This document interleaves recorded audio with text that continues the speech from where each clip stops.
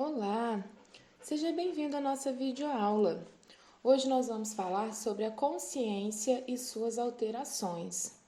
E para pensar sobre esse tema, nós vamos introduzir informando a você que a consciência ela já é estudada por inúmeras ciências, tais como a filosofia, neurologia, a ciência cognitiva e a psicologia, claro, né? E a consciência, né, essa compreensão de consciência está mais relacionada à psicologia, porque ela entende a consciência como uma percepção de fenômenos, aquilo que acontece de modo externo, né? Também os nossos estados e processos mentais efetuados pelo nosso próprio organismo.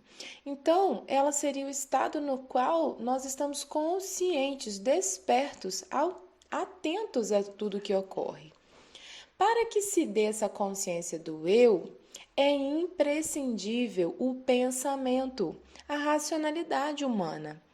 Claro, porque, em princípio, todos os animais irracionais, eles não têm essa mesma consciência que nós. Então, todo conhecimento é uma relação entre o sujeito que quer conhecer e o objeto a ser conhecido. Então, nós precisamos do eu e do mundo. Esse eu que deseja conhecer o mundo então é o objeto que vai se tornar consciente a este eu, que somos nós, os indivíduos. Nós temos o eu pensante, né, e o mundo, que é aquele a ser pensado. O processo de conscientização, então, ele apresentaria, nesse modo, duas dimensões vinculadas com o ideal, que seria falar e ouvir.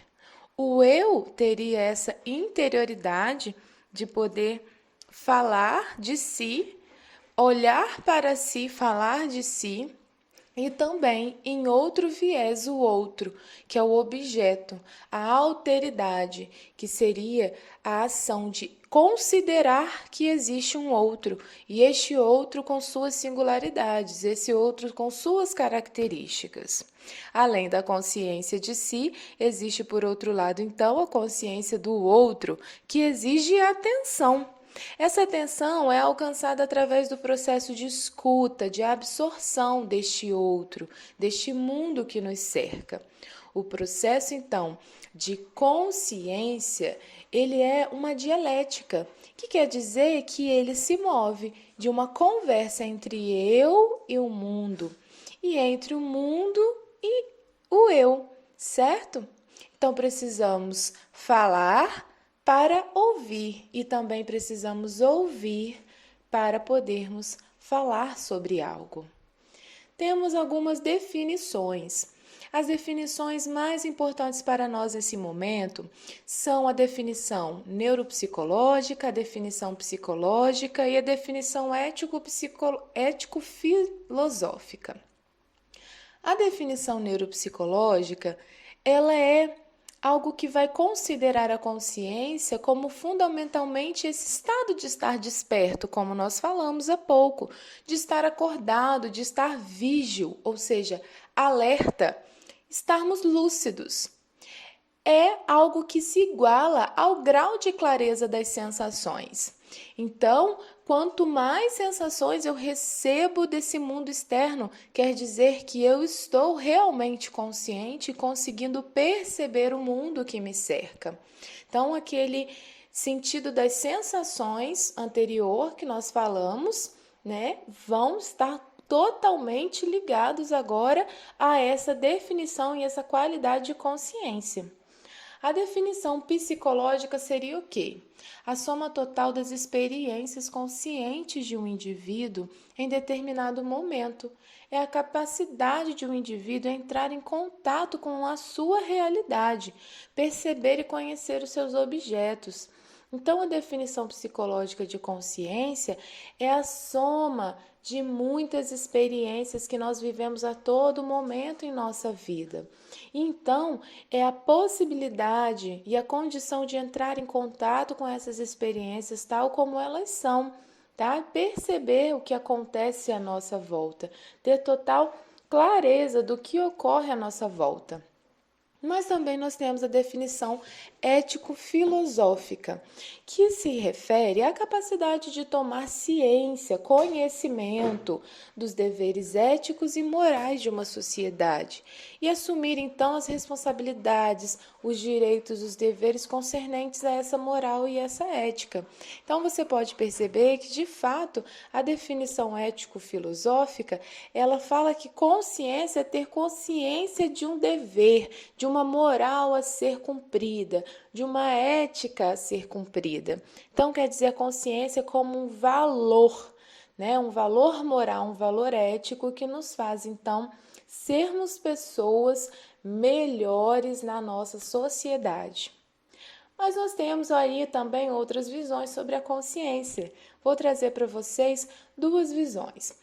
Edmund Husserl, por exemplo, que foi o criador, né, da fenomenologia, claro que é uma abordagem filosófica que vocês já ouviram em outras aulas com outros professores. Ele propôs uma inversão muito bacana para dizer o que é consciência. Para ele, a consciência, ela não existe antes do mundo, antes de tudo. Para ele, o fundamental da consciência é que ela é ativa, que ela visa o mundo e produz sentido para os objetos que se lhe apresentam. O que ele quer dizer com isso? Para Husserl, consciência é consciência de algo. Primeiro nós olhamos para um objeto, que seria uma situação da nossa vida, que seria uma condição emocional, que seria um acontecimento da nossa vida, ou mesmo os objetos do mundo à nossa volta. Nós vamos olhar para eles e a partir do momento que nós olhamos para eles é que eles passam a ter sentido para nós. Então, Husserl quer dizer que o sentido de um objeto não existe antes de a gente conhecer esse objeto. O que ele quer dizer? Primeiro a gente sente, lembram da sensação? Primeiro a gente sente, depois a gente atribui sentido. Então, o que seria uma maçã para mim? Eu primeiro precisaria conhecer essa maçã, entrar em contato com a alimentação que ela me proporciona, para saber se para mim essa maçã vai ter um sentido bom, um sentido de alimentação, de suprimento da saúde e de todas as minhas necessidades mesmo de alimentação ou não. Ou se seria um outro sentido. Digamos que uma mãe tenha forçado numa infância inteira uma criança a comer maçã e ela não gostasse da maçã. Para esse adulto que se tornou então, essa maçã já não vai ter um sentido positivo, um sentido prazeroso, vai ser um sentido negativo. Então é isso que Husserl quer dizer, que aquilo que a gente conhece, nós só vamos conhecer mesmo, dar um sentido absoluto a partir do momento que a gente consegue dar significado.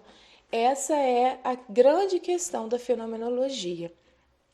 Temos também a fala de Descartes, que diz que sou uma coisa que pensa, isso é, que duvida, que afirma, que nega, que ignora muitas coisas, que também imagina e sente.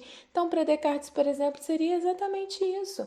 Nós, para sermos conscientes, pensamos e a partir do nosso pensamento a gente duvida ou a gente afirma alguma coisa, a gente nega, a gente reflete e a gente também ignora até muitas coisas e às vezes isso também passa pela consciência e a gente imagina, a gente sente, ou seja,